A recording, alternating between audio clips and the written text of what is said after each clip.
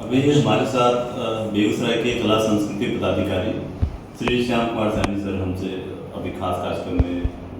जुड़ रहे हैं और ये हम सब के लिए एक अच्छा अवसर है कि हमारे पुराने मित्र है डॉक्टर रमन कुमार झा, जो कि मूलतः एक आप कह सकते हैं कि सोशल साइंटिस्ट है, सामाजिक वैज्ञानिक के रूप में काम कर रहे हैं और इनका एक अपना एक ग्रुप है VMCT, विश्व माया चैरिटेबल ट्रस्ट। तो इनके साथ काम करने का पिछले दिनों का एक अच्छा खासा अनुभव है और कई बार इनके साथ काम करने का अच्छा मौका मिला, खास करके जब हमने यहाँ पे बकरी में आकाश गंगा के बैनर तले एक रंगमंच कार्यशाला का आयोजन किया था, तो इनके साथ जुड़ने का मौका मिला और तब से हम लोग कुछ छोटे छोटे जो कार्य हो सकते हैं, अपने समय का जो प्रयास हो सकता है वो इनके साथ मिलकर काम कर रहे हैं। तो आज आपके साथ आना हुआ है, बकरी आना हुआ, और बकरी ठीक है मेरा घर नहीं है लेकिन मेरे घर से इतर भी नहीं है, जब भी आते हैं तो वही स्नेह प्यार मिलता रहता है। तो आज हम लोग खास करके जो भारत सरकार का जो बाल ज्ञान ये मंडपम जो एक ऐप है और उस ऐप के जरिए जो कार्यक्रम है वो होता है पांडुलिपियों के संरक्षण को लेकर दिशा में। तो ये क्या पूरा कार्यक्रम है, हम चाहेंगे इस बारे में अवगत कराएं बाकी लोगों को। सबसे पहले तो आपको बहुत धन्यवाद कि यहाँ हमें आमंत्रित किया।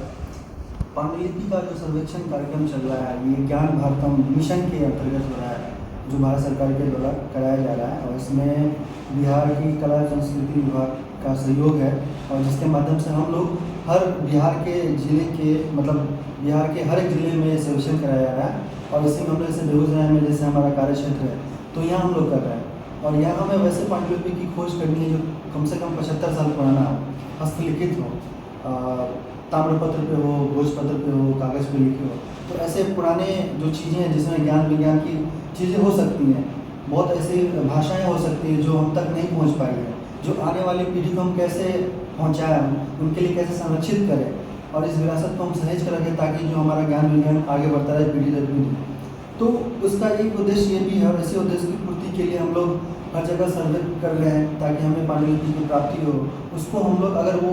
अच्छी स्थिति में नहीं है उसको हम लोग अच्छे से संरक्षण भी करें, डिजिटलकरण करें। तो इसके लिए टीम भी आएगी यहाँ पे। अभी सर्वप्रथम ये है कि हम पहले उस जगह को चिन्हित करें कि जहाँ पर ये प्राप्त हो रही है और कितनी संख्या में है, कौन सी लिपि में है, कौन से काल की है। तो ये सारी जानकारी हम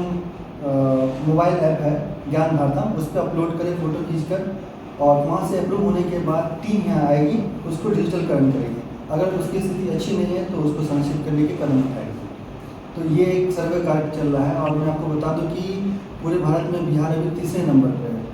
जी, और सबसे ज़्यादा यहाँ मधुबनी में पांडुलिपि पाई गई है और इसी क्रम में हम लोग भी 13वें नंबर पे हैं और यहाँ भी पांडुलिपि का संरक्षण हम लोग कर रहे हैं। उम्मीद है कि आने वाले समय में थोड़े दिन में हम लोग और आगे बढ़ेंगे और से ज़्यादा हम लोग पांडुलिपि की खोज कर पाएंगे, उसको संरक्षित करने के लिए कदम उठा पाएंगे। तो इसी कार्यक्रम से के अंतर्गत आप सब मत का सहयोग चाहिए, जितने भी हमारे कला संस्कृति से जुड़े हुए हैं या पुरातत्वविद हैं, तो उनके सहयोग से हम ज़्यादा से ज़्यादा सर्वे कर पाएँ और बेगूसराय में जितनी हमारी चीज़ें हैं विरासत उसको सहेज कर रखने का एक अच्छा कदम उठा पाएँ। तो अभी हमारे साथ बेगूसराय के हमारे कला संस्कृति पदाधिकारी श्री श्याम कुमार सैनी ये बात कर रहे थे कि खास करके जो हमारी पांडुलिपियाँ हैं, चाहे वह हस्तलिखित हो, ताम्रपत्र हो, भोजपत्र पे हो, जो भी हो, अगर वो 75 वर्ष से अधिक पुराना है और जिनके पास है, हम चाहेंगे कि आप उस ऐप के जरिए उसको स्कैन करके उस पर लोड करें और वो आपकी संपत्ति है, सरकार का उसमें ये कहीं कोई मंशा नहीं है कि वो संपत्ति सरकार की हो जाए, ताकि आपके पास रहे और सरकार के पास वो जाए जानकारी कि हमारे पास इतनी चीज़ें संग्रहित करके लोगों ने अपने पास रखी है। तो आज आप सबको बताएं कि आज वर्ल्ड हेरिटेज डे भी है, विश्व विरासत दिवस भी है और इस विरासत के तहत हम सब की यह नैतिक जिम्मेवारी है कि हम सब अपने धरोहरों का संरक्षण करें और उसी क्रम में आज इनके साथ आने का मौका मिला है। यहाँ पे ये पुस्तकालय भी है और ये बकरी का काफ़ी प्रसिद्ध पुस्तकालय है और इसके अलावा सलाना, तो अभी हम लोग उसका अवलोकन करेंगे। तो मुझे लगता है कि और इसी